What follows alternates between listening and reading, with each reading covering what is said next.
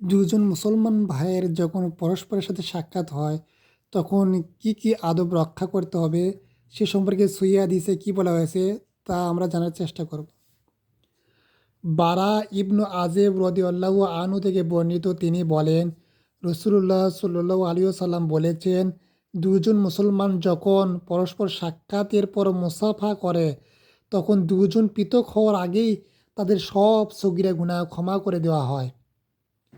অপর একটি হাদিসে বলা হয়েছে, আনাস রাদিয়াল্লাহু আনহু থেকে বর্ণিত, তিনি বলেন, এক ব্যক্তি নবীজি সাল্লাল্লাহু আলাইহি ওয়াসাল্লামকে জিজ্ঞেস করল, ইয়া রাসূলুল্লাহ, আমাদের কেউ যখন তার ভাইয়ের বা বন্ধুর সাথে সাক্ষাৎ করে তখন কি মাথা ঝুঁকাবে?